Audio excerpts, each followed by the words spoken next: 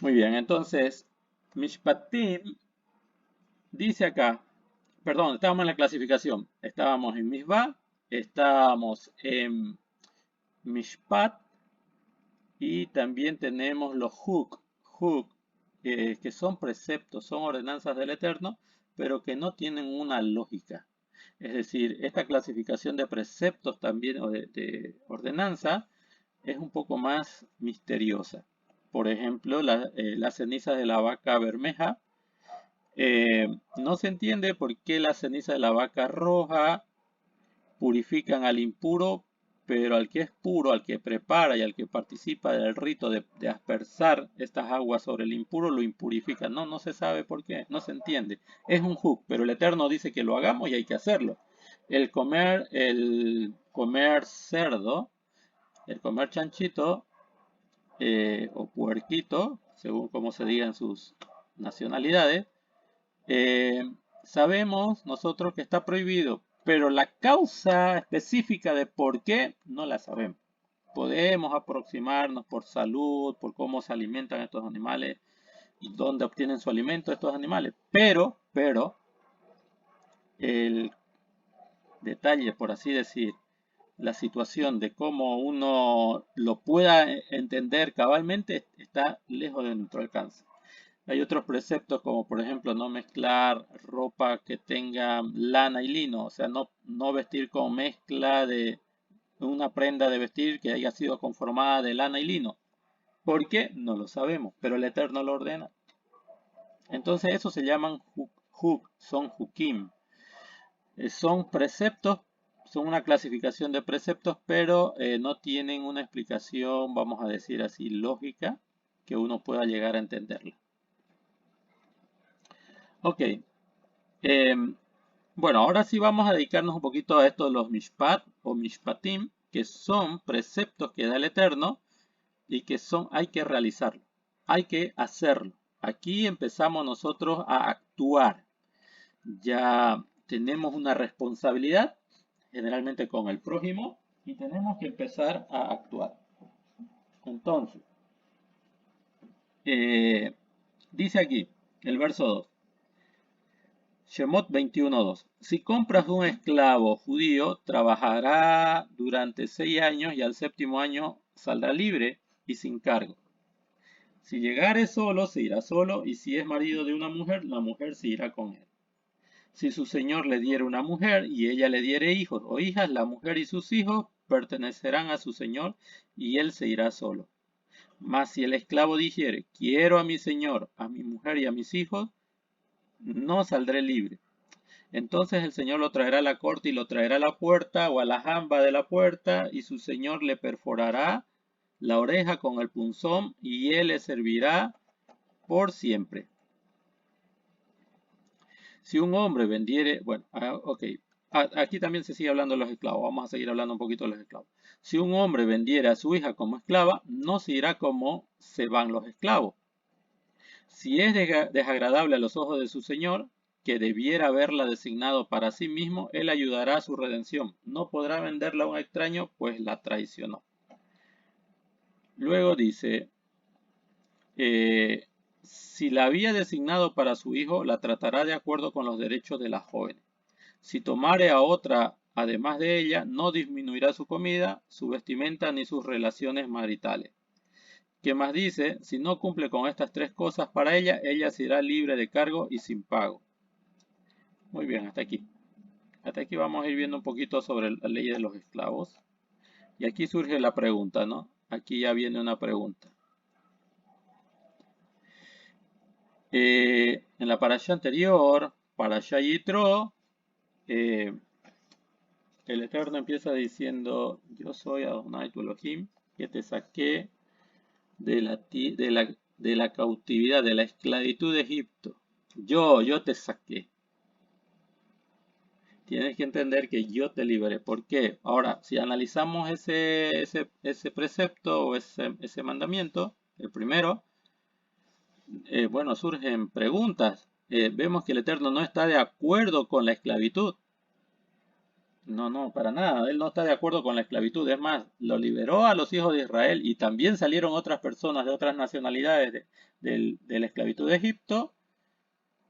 Pero eh, la pregunta es, ¿por qué ahora le dice al pueblo de Israel que compre esclavos judíos? Voy a buscar otra versión. Creo que el término judío no aparece en otras versiones. Hebreo, siervo hebreo. Ah, entonces estamos bien. Ok.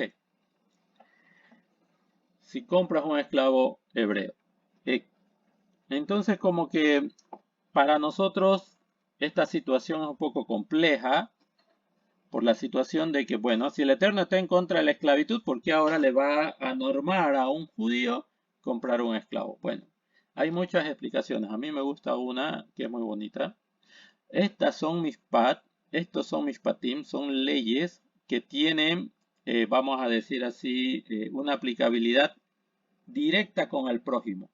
El prójimo, la persona que está a tu lado, muchas veces va a tener que ver cómo tú realizas algunas acciones en favor de él. De eso se trata. Ahora, eh, un judío, ¿cómo podría llegar a ser esclavo? Primero, hay que hacer una distinción entre la esclavitud del mundo goy, del mundo de las naciones, del paganismo, con relación a eh, lo que es un siervo hebreo. En el mundo, y esto lo vemos por lo que sucedió en Egipto, inclusive las personas que son esclavizadas están impedidas de recibir un salario. Muchas personas solamente antes servían a sus amos para que el amo les dé de comer y los dejase vivir. Es decir, que una persona esclava entre las naciones del mundo es un esclavo que no tiene derecho ni a opinar, ni a manifestar, ni a exigir beneficio. Pero en este caso hay que hacer una diferencia entre lo que representa un siervo hebreo. ¿Quién es un siervo hebreo? Y primero, cómo puede una persona hebrea, judía, que está saliendo de la cautividad de Egipto, volverse un esclavo, volverse un siervo de otro hebreo, de otro judío, de otro israelita? Y bueno, sucede que estas leyes, estas regulaciones, evidentemente son las que van a regir al pueblo de Israel en toda su convivencia, tanto en el desierto como también en la tierra de Eretz Israel. Cuando el pueblo de Israel llegue a la tierra de Eretz Israel, esto va a suceder 40 años después, evidentemente, de la salida de Egipto, ¿qué va a pasar? La tierra se les va a distribuir. Cada familia, cada tribu, y las tribus están compuestas por familia, cada familia tiene un representante, se le va a dar una determinada cantidad de tierra de acuerdo a la cantidad de hijos que tenga. Por eso la persona que tenía más hijos era una persona que se consideraba muy rica. ¿Por qué? Porque iba a heredar mucha tierra. La tierra se distribuía en función de la cantidad de personas que la necesitaban. Eso se llama justicia y equidad. Bien, en ese sentido, estando ya en la tierra de Israel, el man ya no les iba a caer. Ellos iban a tener que labrar la tierra. Y muchas veces para labrar la tierra te puede ir muy bien, 1 año, 2 años, puede ser que un tercer año también, 4, 5, 6, el séptimo tiene que descansar. Bueno, esto lo vamos a estudiar en esta para allá también, lo que es el año Shemitah. Pero sucede que el Eterno muchas veces te va a probar. Y puede ser que un año no, puede ser que un año tus vecinos tengan una buena cosecha y por alguna razón desde el cielo se determinó que tu tierra o el espacio de tu cultivo no tuvo buena cosecha. Porque Hashem quiere probarte qué hay en tu corazón. ¿Qué pasa? Esta persona ve, wow, ¿y ahora qué hago? Tengo gente que pagar, que alimentar, tengo mi familia. Bueno, voy a ir a pedirme un préstamo.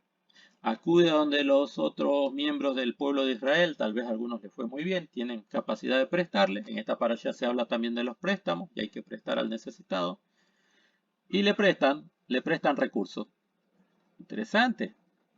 Y sucede que con los recursos él trata de levantarse de esa campaña que tuvo y por ahí no le fue bien y ahora ¿cómo hace para pagar? No solo que perdió la primera cosecha, sino que ahora se sacó un préstamo y no le salieron las cosas como esperaba y ahora debe recursos. ¿Qué se puede hacer? Bueno, va y habla con el acreedor le dice, mira, por favor, te ruego que tengas paciencia, yo voy a trabajar en otra cosa, ya no puedo dedicarme a sembrar, eh, pero si quieres, para que no te deba, te vendo mi tierra, te la cedo mi tierra, trabaja la tierra y con eso te pagaré en unos años, te pago. Bueno,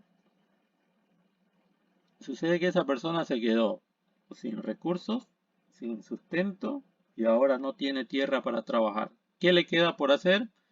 Es ir a donde alguien que tenga las posibilidades de sustentarlo y decirle, por favor, acéptame como tu esclavo, como tu siervo, te serviré por la comida, solamente te pido que no permitas que mi esposa y mis hijos perezcan de hambre. Esto es algo hipotético, ¿no? Evidentemente el pueblo judío no debe esperar a que una persona llegue hasta esos niveles, sino que cuando le salen malas cosas, tiene que haber unidad, tiene que haber cooperativismo, tiene que haber compañerismo, tienen que preocuparse, tienen que ver para que esa persona no, en un momento no pueda llegar a una necesidad extrema como la que estamos poniendo, por ejemplo, pero se pudo haber dado. Entonces esta persona que llegó a esta situación porque nadie lo ayudó, nadie tuvo compasión de él, ahora esta persona se está dando como siervo. Sin embargo, la persona que lo está recibiendo como siervo tiene que calcular muy bien, porque la servidumbre en el pueblo de Israel no es la misma servidumbre que entre las naciones. ¿Qué hacen las personas que van a recibir a un siervo? Analizan si pueden primero sustentar a la persona que va a venir a trabajar con ellos como siervo, si tienen la capacidad de sustentar y alimentar a su familia. ¿Por qué? Porque según lo que nos comentan los sabios de la Torá, el siervo a la hora de sentarse en la mesa de su amo, de su señor, es el primero que tiene que ser servido.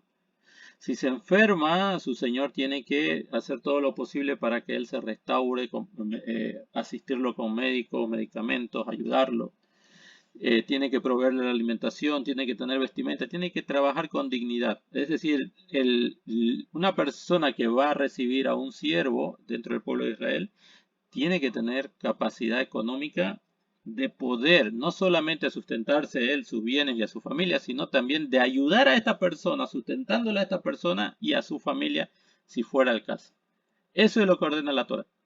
Es decir, como dicen los hajamim, ¿quién es más importante? ¿El rico que da sedacá al pobre o el pobre que recibe la sedacá? Y los hajamim dicen, el pobre es más importante. ¿Por qué? Porque el pobre le da la posibilidad al rico de hacer una misbah. Entonces se beneficia el pobre, pero también se beneficia al rico dando la misbah, dando la sedacá, dando la ayuda, la asistencia económica muchas veces, que es en la parte donde Hashem nos prueba para ver si estamos en capacidad de ayudar o no ayudar a otras personas. Entonces un esclavo hebreo en realidad es una persona que va a ir a trabajar y va a trabajar por la comida, por el sustento, pero cuando, fíjense aquí dice, trabajará durante 6 años y en el año Shemitah, en el año séptimo, saldrá libre y sin cargos, es decir, no le deberá nada. Y no solamente que no le deberá nada, sino que también cuando sale, el amo tiene que darle recursos para que no vuelva a ser siervo, para que no vuelva a ser esclavo, tiene que salir libre, tiene que salir con, vamos a decir así, con capacidad económica para desarrollar y formar su hogar. Eso es salir libre, ya no estar dependiendo de otras personas, que él tenga la capacidad de nuevamente levantarse y reestructurarse y formar nuevamente su hogar y nuevamente su familia. Entonces, esa es la diferencia de la cautividad, de la esclavitud del mundo, donde en el mundo el esclavo no tiene derecho ni a opinar, ni a sugerir cómo mejorar su condición de vida. Es más, no tiene derecho ni siquiera a exigir nada.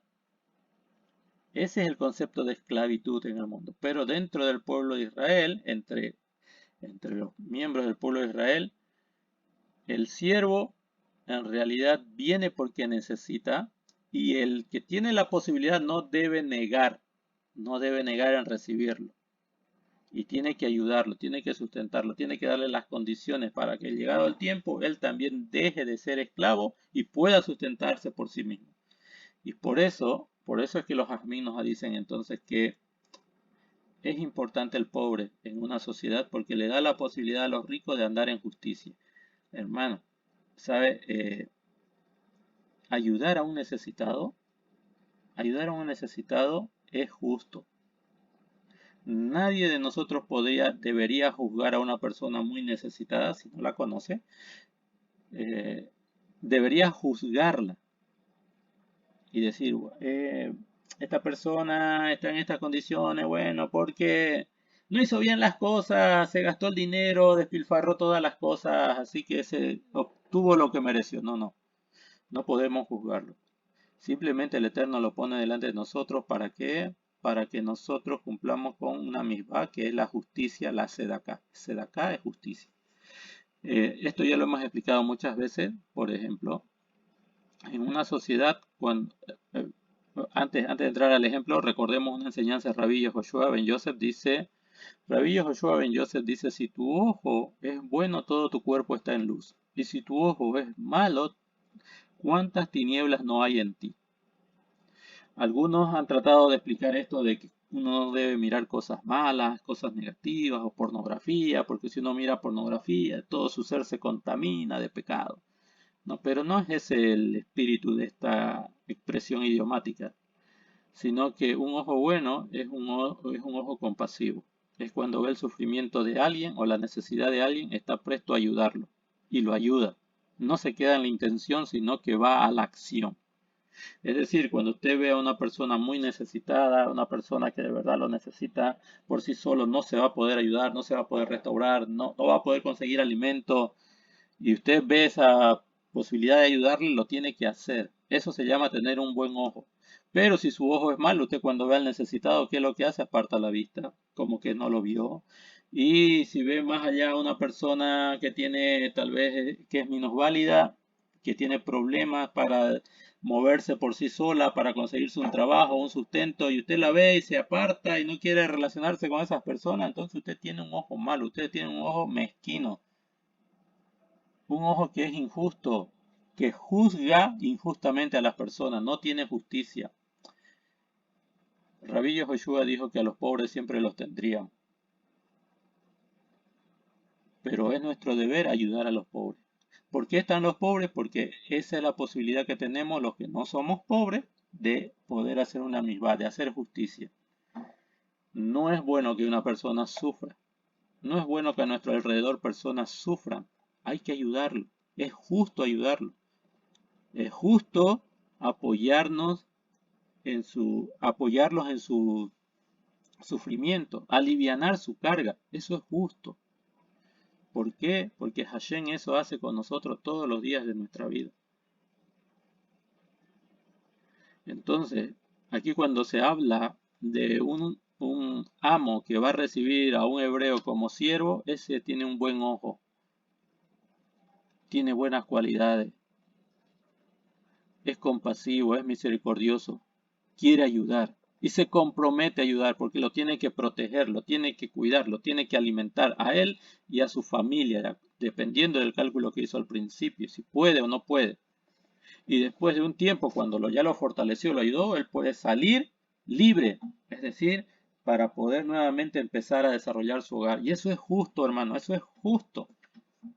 Pero cuando usted no le ayuda a una persona, eso es lo que promueve la delincuencia. Cuando las personas permiten la injusticia, esa sociedad tiende a delinquir, a ser agresiva, a ser una sociedad que se va a sumergir en los homicidios. Se aumentan los robos, es decir, el padre de familia no tiene trabajo y la gente no lo ayuda, sus familiares no lo ayudan, su comunidad no lo ayuda. La misma sociedad, la misma autoridad del lugar donde vive no lo ayudan. Y cuando se enferma su hijo y él no tiene trabajo, no tiene recursos, aunque esto no es una excusa para robar, pero muchas personas se ven influenciados por la mala inclinación y ¿qué hacen? Dicen, yo no voy a dejar ver, no puedo ver morir a mi hijo, voy a la farmacia y asalto y robo y golpeo, o si no le robo al vecino. Y esto se produce porque la sociedad tiene mal ojo, no se preocupa por las necesidades de los pobres. Y cuando tú no te ocupas de las necesidades de los pobres, más adelante ese pobre tal vez te va a asaltar y te va a robar. ¿Por qué? Porque todo es medida por medida. Si tú eres egoísta con todo lo que el Eterno te dio, pues otro va a ser más egoísta que tú y te lo va a quitar. Entonces aquí estamos hablando de mishpat, de justicia. Es justo ayudar al necesitado. No hay que cerrar el ojo, no hay que apartar la mirada, no hay que correrse. Hay que ayudar, hay que asistir al que necesita. Y esa es la condición de un siervo hebreo. Bueno, después vienen otros detalles. Dice que si llegare solo, se irá solo. Es decir, si llegó sin esposa, así sin esposa se va. Y si es el marido de una mujer, la mujer, o sea, con su esposa se va. Dice, si su señor le diere una mujer y ella le diere hijos o hijas, la mujer y sus hijos pertenecerán a su señor y él se irá solo. Es decir, que el siervo, cuando llega a la casa de su señor, si no tenía esposa y el señor le dice, bueno, no es bueno que el hombre esté solo, vas a estar con esta mujer, los hijos que tenga en la casa de su amo van a ser de su amo. Él no se los puede llevar, por más que sean sus hijos, no se los puede llevar, son de su amo. Esa es la condición. Ahora, dice, más si el esclavo dijere, quiero a mi señor, es decir, quiero estar con mi amo, y también quiero a la mujer que él me dio y a mis hijos que yo tuve, entonces no quiero salir libre. Recuerden que aquí arriba en el verso 2 decía que tenía que salir, al séptimo año tenía que salir libre, pero si él decide no salir libre porque quiere servir a su señor, quiere estar con su familia que él hizo ahí en la casa de su señor, entonces no quiere salir libre, ¿qué es lo que hace el amo? Entonces el amo, el señor, lo traerá a la corte y lo traerá a la puerta, a la jamba de la puerta, y su señor le perforará la oreja con un punzón y él lo servirá eh, por siempre, dice acá, pero se entiende que es por un tiempo muy largo. Solo que en el año Yovel, él tiene que salir sí o sí, aunque no quiera. Esto lo vamos a ver más adelante. Pero de momento quisiera hacer una pregunta. ¿Por qué creen ustedes que se le perfora la oreja a esta persona que no quiere salir libre, sino que quiere quedarse con la mujer que consiguió con su amo y con sus hijos? Sí, Emily, adelante. Bueno, primeramente ya les he intentado. Ya, en la película tenía, si me equivoco, pues me corrige. Y es que, bueno, en realidad sí, como decía, el de fuera, la oreja, es como decir un pacto de que te vas a quedar. Más eso yo lo escuché con los sirvientes, por ejemplo. Tienes un auto, ¿no es cierto? Ahí está, y dice, ya es hora de que te vayas, y dice, tu tiempo, digamos, en un año, entonces ya es decisión de que te vayas. Y así te dice, no, yo quiero servirle por usted por siempre para siempre. Entonces, ¿qué es lo que hace? Cogen y le hacen le perforan como si eso dijo una oreja y ya no es su falta de que por siempre para siempre es que va a servirle y eso es lo que yo tengo entendido. Muy bien, Shalom. Muy bien, bueno, evidentemente se va a una corte de justicia, ahí está el Sanedrim, está en la estructura que ya estableció Moshe, hay cabeza de 10, de centena, de 50, de centena y de miles, ¿no? Eh, muy bien. ¿Alguien más sabe por qué se le perfora la oreja a esta persona con un punzón? Shalom, buenas noches para todos. Pues según los comentarios de la Torah M, dice que se perforaba la oreja, que era la oreja que había escuchado las 10 palabras en Harsen ahí, donde se dice que ellos iban a ser esclavos de Hashem o de los hombres. Bueno, eso es lo que dice el comentario de la Torah M y por eso se perforaba la oreja. Baruch Hashem. Muy bien, More. Perdón, More Moshe. Es así. Bueno, esa es la explicación que pesa más, ¿no? Esa es la que nos traen los jajamín. Le perforan el oído porque es como lo expresaba aquí el More Moshe. En Har Sinai escucharon todo que el Eterno lo sacó de la esclavitud. O sea, Israel no puede ser esclavo. Escucharon todo, pero ahora tú quieres ser todavía esclavo, quieres ser siervo de tu Señor. Entonces le perforan la oreja, como diciendo, este oído estuvo en el monte Sinaí y escuchó que el Eterno no quiere que Israel sea esclavo, pero él quiere ser esclavo, entonces le perfora. Como diciendo, bueno, como no escuchaste bien, entonces te vamos a hacer una perforación para que entiendas. Pero en realidad, esta situación se puede dar de manera normal. ¿Por qué? Porque estamos hablando de Israel y en Israel pueden haber sadikim. Cuando uno encuentra un sadik, generalmente quiere estar adherido al sadik. Por ejemplo, nosotros sabemos de nuestro padre Abraham, él tenía muchos sirvientes y muchos conversos y ninguno se quería separar de él. ¿Por qué? Porque veían en Abraham al sadik de la generación. Veían en Abraham a aquel que te puede conectar con lo más elevado. Puede ser que esa también sea una de las razones. Cuando dice quiero a mi Señor, quiere decir que lo admira por su entendimiento, su comprensión, pero también quiere a su familia, no los quiere abandonar. Y no los puede, los podría redimir, pero a veces no tiene la posibilidad de hacerlo. Entonces, para estar con su esposa y con sus hijos, él se perfora en muestra de sumisión y en muestra de aceptación del yugo de su Señor, de ser su siervo, pero esto no es para siempre. Si bien el texto dice para siempre, pero debemos entender un aspecto. Es por mucho tiempo, y el mucho tiempo se termina en el año Yobel. Después, en el año Yobel, nadie puede ser siervo. El año Shemitah es una agrupación de 7 años. 7 años Shemitah son 49 años. Y al año siguiente, el año 50, se llama el año Yobel o jubileo en latín. Yobel, pero en el año Yobel todo el mundo es libre. Entonces, cuando dice le servirá por siempre, no significa por siempre, sino que por un periodo muy largo, pero en el año Yobel queda libre, porque el Eterno así lo determina y lo va a decir más adelante, que el Eterno busca la libertad de las personas. Muy bien. Toda Moshe, toda Emily, por la participación. Vamos a avanzar poquito más. Dice aquí, si un hombre vendiera a su hija como esclava, no se irá como se van los esclavos. Si es desagradable a los ojos de su señor, que debiera haberla designado para sí mismo, él ayudará a su redención. No podrá venderla a un extraño, pues lo traicionó.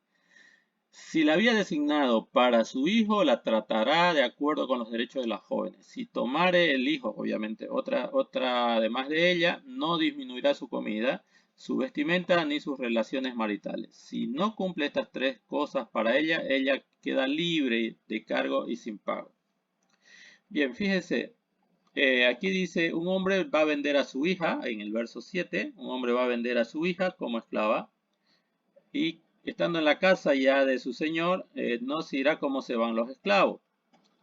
Si es desagradable a los ojos de su señor, es decir, si el padre lo vendió a otra persona, ya sea para que él o su hijo se casase con ella, y dice que debiera haberla designado para sí mismo, él ayudará a su redención. No podrá venderla a un extraño, pues la traicionó. Pero si la había designado para su hijo, la tratará de acuerdo con los derechos de la joven. Es decir, que inclusive las mujeres que en un momento no podían casarse por alguna razón, y a veces la familia, ustedes saben, y esto es una realidad. ¿Saben por qué el Eterno dice que no hay que desamparar a la viuda, al huérfano y al pobre? Porque son los más desprotegidos. Eh, una mujer que es viuda ya no tiene quien la sustente, quien la proteja. Queda sin protección. Un huérfano también queda sin protección de los papás. Y un extranjero, evidentemente, está sin protección porque no tiene familiares que lo ayuden.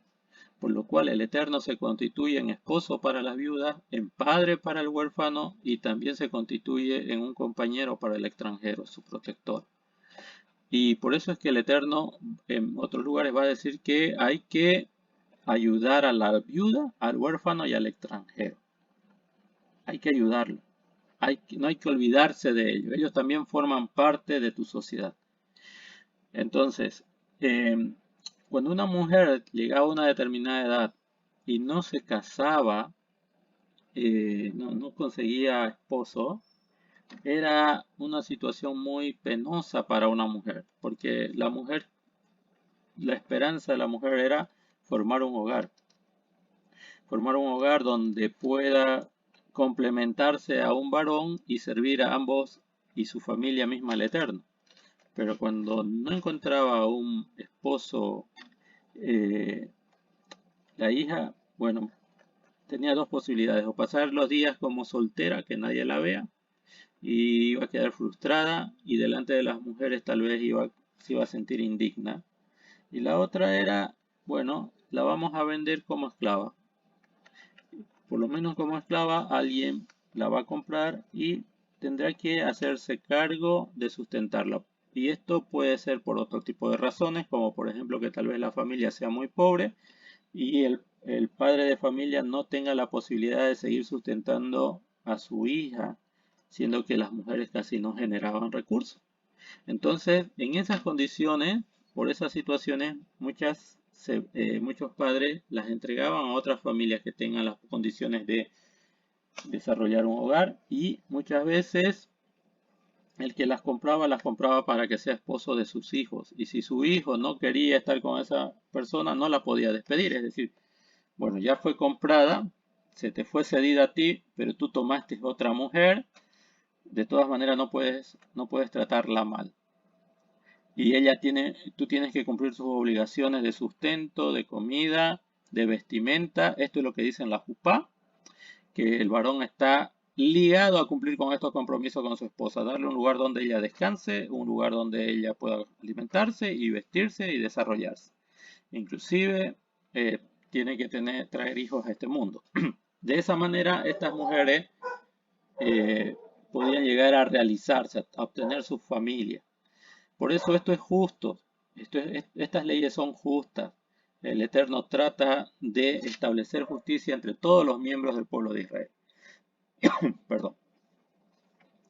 Ahora, si esta persona no cumplía con esta situación, entonces ella podía quedar libre y volver a... O sea, libre significa que no estaba ya en la condición de sierva. Era una persona respetable. Pero bueno, no quieren establecer con ella una familia, bueno, no se puede obligar. Ella queda libre y sin cargo. Bueno, veamos otro aspecto más. El que golpea a un hombre para que muera ciertamente será condenado a muerte. Esto significa el que golpea a un hombre con la intención de matarlo. Es decir, planificó su muerte. Hay alevosía, hay intención, hay odio, lo quiere matar y lo mató, tiene que morir.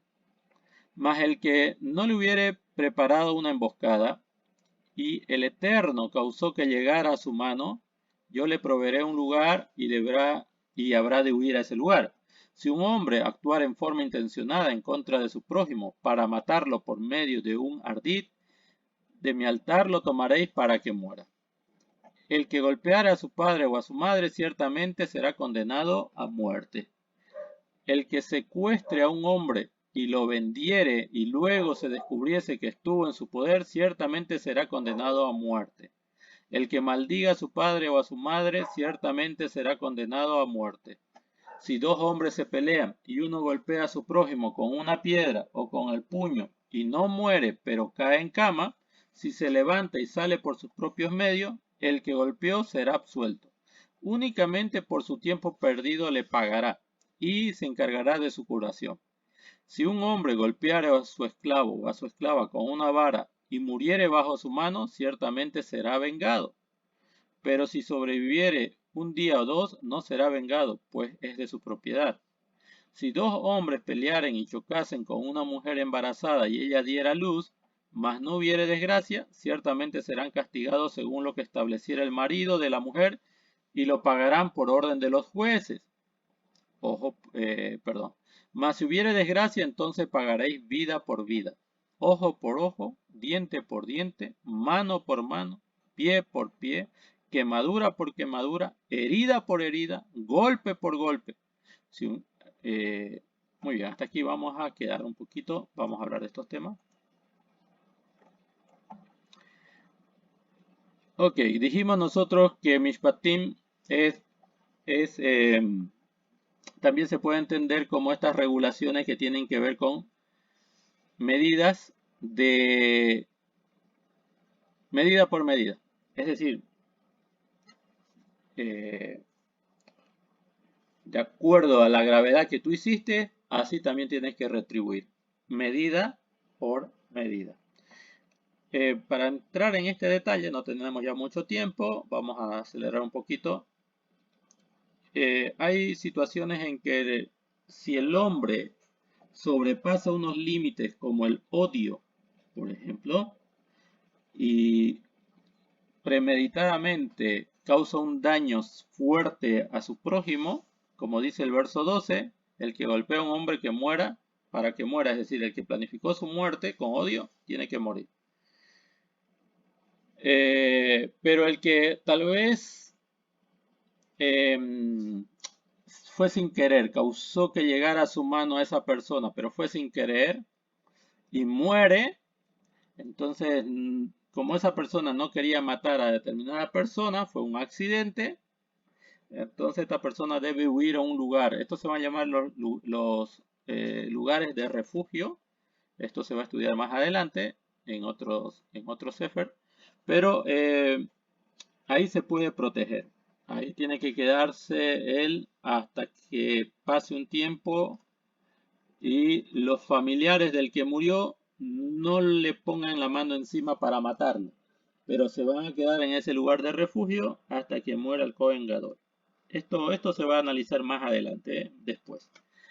Ahora dice aquí el 14, si un hombre actuara en forma intencionada, es decir, lo planificó, y eso es asesinato, ¿no? Ya eso no es un accidente, eso es asesinato, entonces tiene que morir. El 15 dice, el que golpeara a su padre o a su madre ciertamente será condenado a muerte. Esto parte de que el padre es la señal de autoridad que hay en el hogar. Y si una persona no respeta a la autoridad que está en el hogar y que puede ver diariamente, entonces con seguridad que no respetará al Eterno. Por tanto, esta persona tiene que morir. El 16 dice, el que secuestre a un hombre y lo vendiere, y luego se descubriese que estuvo en su poder, ciertamente será condenado a muerte. Esta situación del secuestro es lo que está escrito en los 10 mandamientos cuando dice no robarás. Los tiznov, esto significa no secuestrar, no robar la mente, no robarle la libertad a una persona. Se refiere a esto. El secuestro, estimados Javerot, el secuestro es algo que Hashem aborrece. Es algo que el Eterno no soporta. Y es un pecado de muerte. La gente en las naciones, en el mundo, hoy vemos en Bolivia, Ecuador, en muchos lugares, en Argentina, en Brasil, cómo lucran con el secuestro. Es terrible. Una persona que es secuestrada prácticamente no sabe si va a vivir o va a morir. Es una persona que prácticamente perdió todas las esperanzas. Y eso está penado con caret, muerte. Se tiene que matar a la persona que secuestra. Si las naciones del mundo entendieran la gravedad de este pecado, si pudiesen tomar conciencia, entonces tal vez nuestras sociedades no estarían tan violentas como las que las tenemos en la actualidad. Pero la ausencia de la Torah en sus vidas, la ausencia de la luz es la que produce mucha oscuridad en el mundo. De ahí que somos nosotros en parte los llamados a través de nuestras buenas acciones transmitir luz a este mundo. El que maldiga a su padre o a su madre ciertamente será condenado a muerte. Si la Torá nos había dicho en los 10 mandamientos, honra a tu padre y a tu madre para que vivas, y te vaya bien y seas de larga vida en la tierra que Hashem te da. Entonces, si haces lo contrario, por supuesto, tus días se acortan, tienes que morir. Esto es lógico, medida por medida. Si dos hombres se pelean y uno golpea a su prójimo con una piedra o con el puño y no muere pero cae en cama, si se levanta el que está en cama y sale por sus propios medios, el que lo golpeó será absuelto, es decir, no será muerto, no se lo va a matar, se salvó, no lo van a matar, porque si lo mataba, entonces posiblemente iba a ser juzgado para muerte. Pero dice que la persona que estuvo en el hospital o recuperándose ya no pudo ir a trabajar, ya no pudo sustentar a su familia, no pudo pagar sus deudas, se le complicaron sus asuntos económicos. En ese momento esta persona que lo golpeó tiene que hacerse cargo de todo y también de su curación. Esto es justo. Ya, esto es muy justo. Si usted causa un daño, escuche bien esto, muchas veces escucho a las personas que dicen, miren, ¿sabe que yo me peleé con mi papá? Yo discutí con mi papá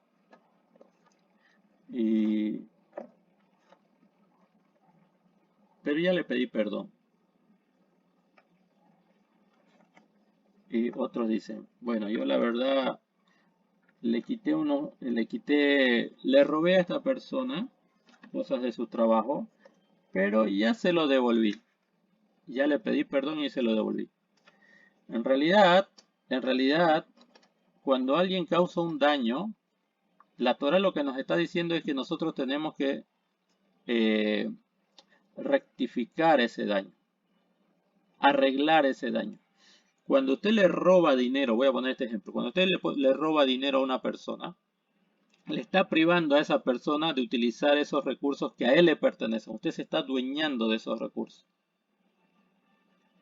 Ahora, pasa el tiempo, usted está en posibilidad de devolver ese dinero, va y le dice, mira, perdóname, yo una vez te robé, tal vez no te diste cuenta, pero este dinero es tuyo, yo lo saqué y bueno, lo utilicé, ahora estoy bien, te puedo pagar. No queda ahí. Usted tiene, del tiempo en que se robó ese dinero, tiene que calcular cuánto lo perjudicó. Porque esta persona con ese dinero seguramente quería construirse una casa, quería comprarse alguna herramienta de trabajo, una movilidad. Pero como usted le robó, no solamente que le quitó el dinero, sino que también le prohibió a esa persona poder desarrollarse y lo perjudicó. Entonces, no es solamente devolver el dinero, sino reparar el daño que le causó. Porque puede ser que por esa causa, del dinero que alguien le robó a una persona, la persona que fue robada no pudo pagar sus deudas y le incrementaron los intereses, le reprogramaron la deuda, le incrementaron los intereses o se iba preso.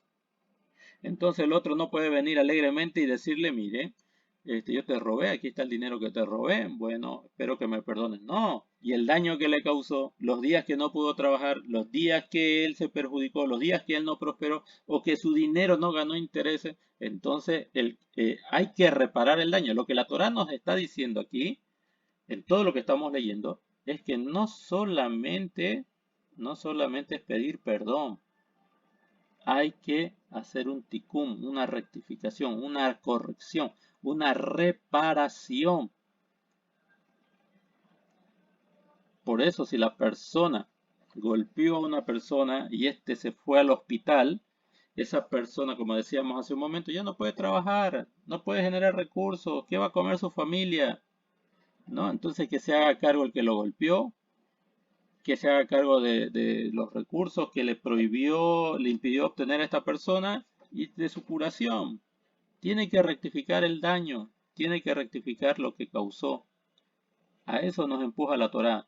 No es solamente agarrar el teléfono y decirle, papá, perdóname por esto.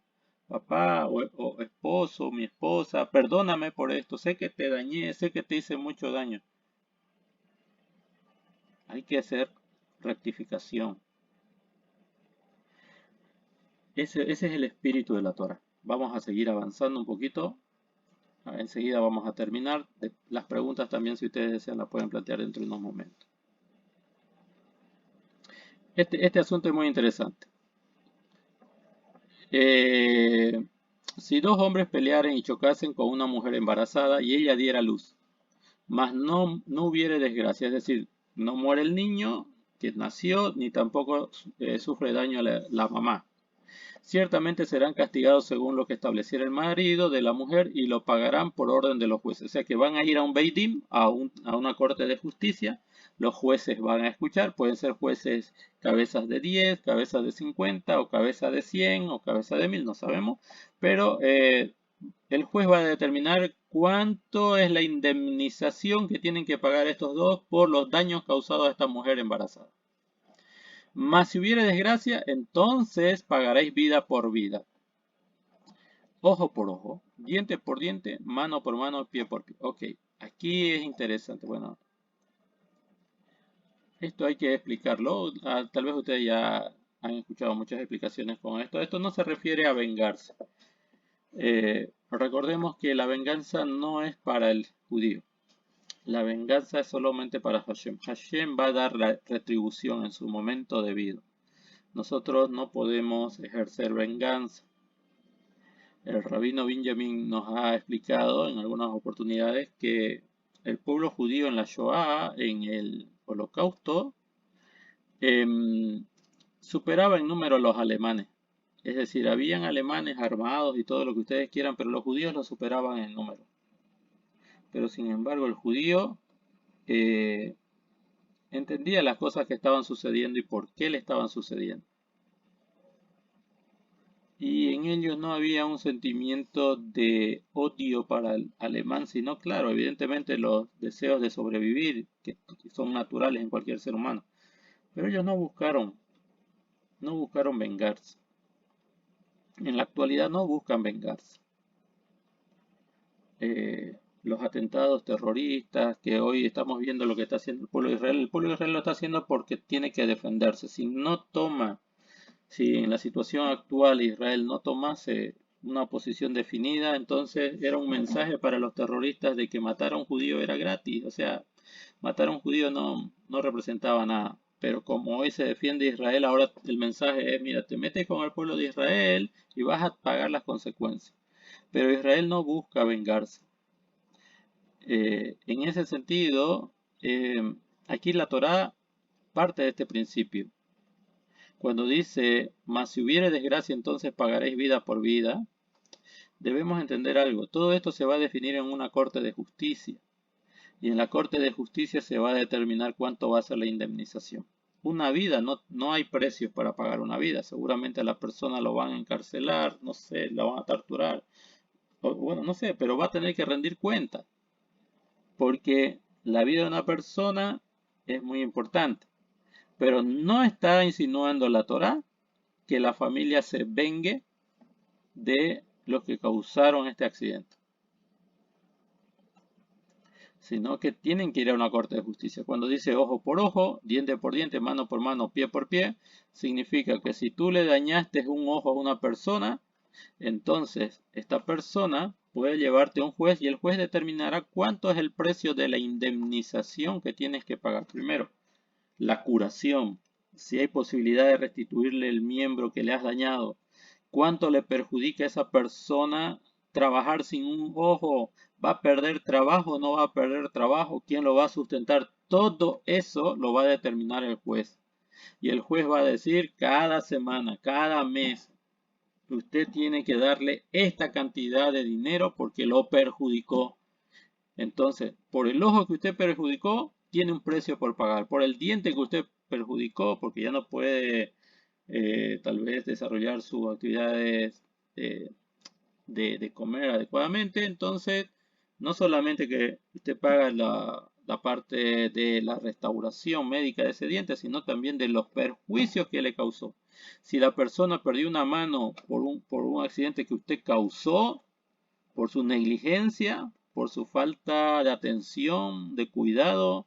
Si usted contrató a una persona y esta persona en el trabajo que usted le dio perdió la mano porque usted no tomó las previsiones, entonces el juez va a determinar, esta persona ya no puede trabajar, esta persona se va a ver impedida de obtener ciertos tipos de trabajo, ya no le van a querer dar trabajo, entonces usted tiene que darle esta cantidad de dinero o de una sola vez, o esta cantidad de dinero mes tras mes durante tanto tiempo.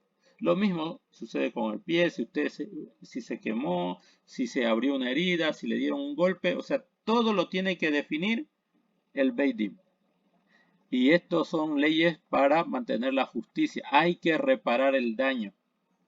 De nada le sirve a una persona que alguien le dañe el ojo y el que gana dañándole el ojo al que le dañó el ojo. No va a tener beneficio, o sea, no va a haber reparación de daño.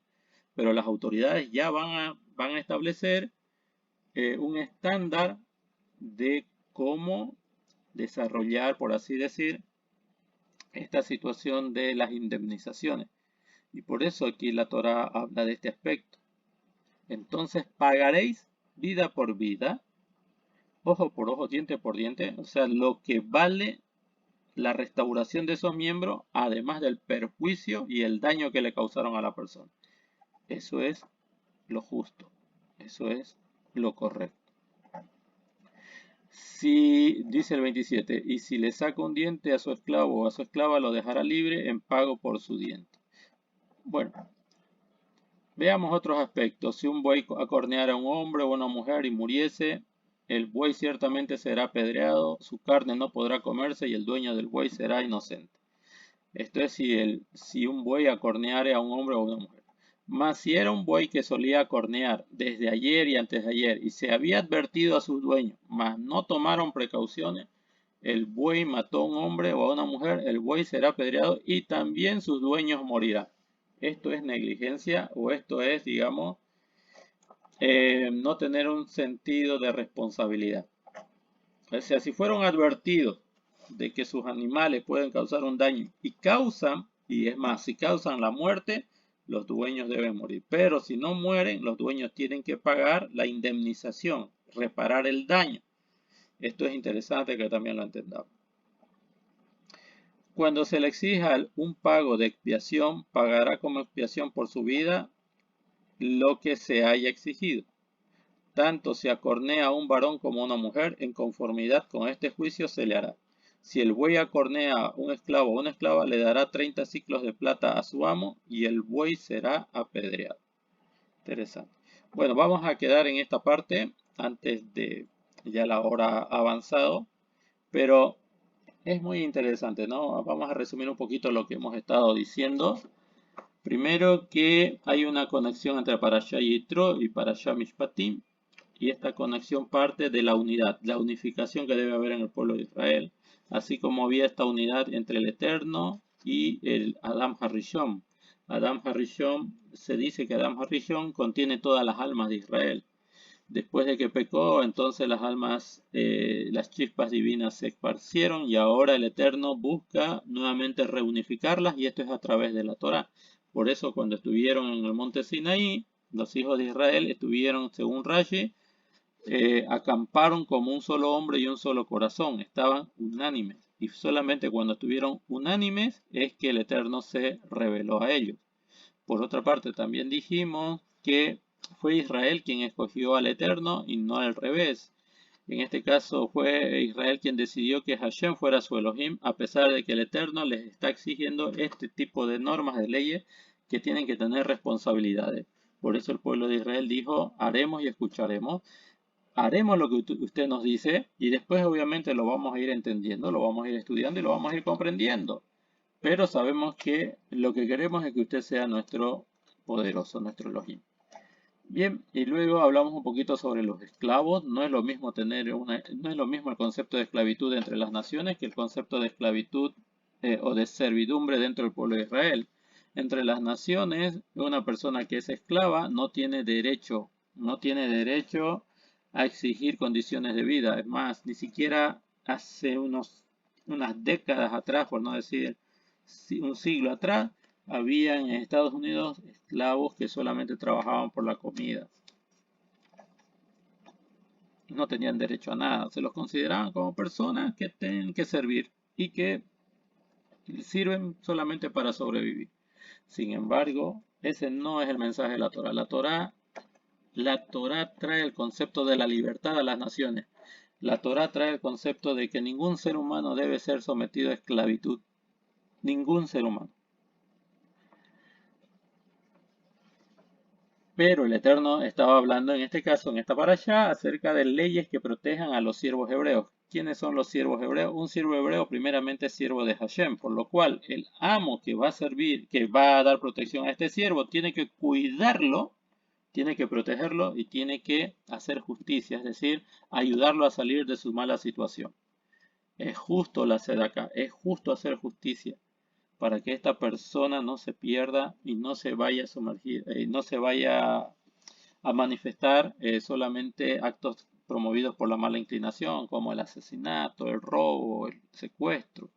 Entonces es justo que las personas que están en condiciones de ayudar a otras personas lo hagan, ya sea con sus recursos, ya sea con lo que esté a su alcance, pero su compromiso es entender que un siervo de Hashem tiene que ser ayudado.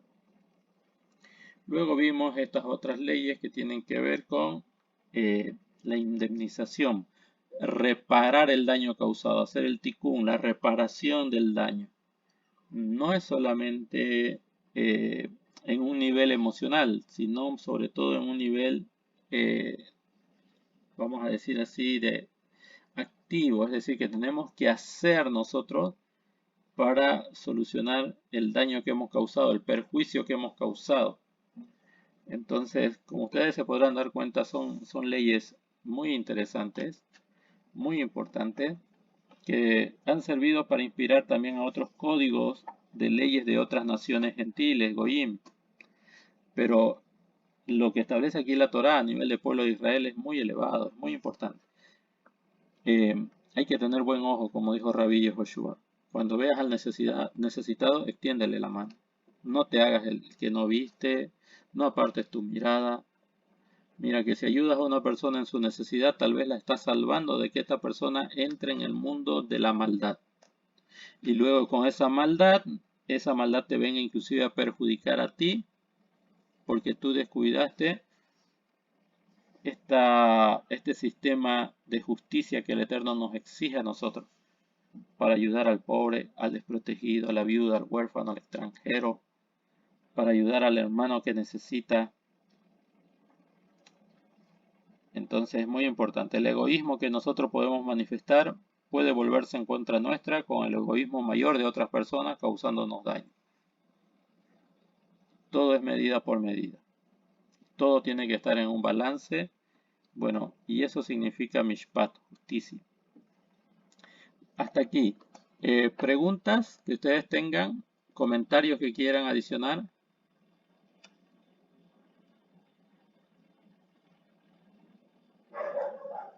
¿Alguna participación? Todo muy bien explicado. Baruch Hashem. Bueno, entonces vamos a quedar aquí. El día de mañana yo tengo un viaje. Yo viajo en las noches. Así que el día de mañana, martes, y el día miércoles para la clase de Kabbalah, tampoco voy a estar porque pienso viajar mañana, estar el miércoles en una ciudad aquí de Bolivia y volverme en la noche. La clase de Kabbalah a mí se me va a perjudicar porque voy a estar en el transporte. Nosotros en Bolivia nos transportamos generalmente en las noches y no voy a poder tener señal en el camino y tampoco voy a tener las condiciones para desarrollar la clase. Voy a hablar con el More Luis para ver cómo podemos hacer la clase, si la puede llevar él a cabo.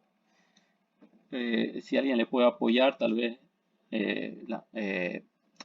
la Moratamar o tal vez el More Moshe le puedan ayudar, no sé. Pero yo la verdad que no voy a estar durante 2 noches, voy a estar transportándome de un lugar a otro, no voy a poder estar en la clase. Mañana quería avanzar también con esta porción de la Torah, un poquito algunos temas, no lo voy a poder hacer. Y el miércoles, todo esto es por cuestiones de trabajo. Entonces voy a tratar de que se organice la clase de Kabbalah, aunque sea yo después la escucho grabada, para el día miércoles. Así que estén atentos por favor en los grupos. Para los que están interesados, estamos aprendiendo la introducción a la Kabbalah. Kabbalah significa recibir. Y como dijo el More Luis, esto tiene que ser más de entendimiento de por qué hacemos las cosas, pero un entendimiento personal, un entendimiento que nos beneficia a nosotros, de por qué hacemos las misbot, por qué nos sometemos a la Torá, ya no solamente como un conjunto de acciones externas, sino de tratar de entender lo que representa internamente, que es lo más difícil, porque nosotros muchas veces no sabemos cómo estamos diseñados, ignoramos cómo estamos diseñados y por eso no podemos a veces tener el entendimiento de cómo nos beneficia internamente. Y esas clases son las que More Luis va a empezar a desarrollar, así que eh, vamos a estar en contacto y vamos a ver si el miércoles se puede dar esa clase de alguna manera. De todas maneras, bueno, vamos a estar pendientes de lo que se anuncie en los grupos. De mi parte, quiero agradecerles por su participación. Shalom, shalom, bendiciones para todos.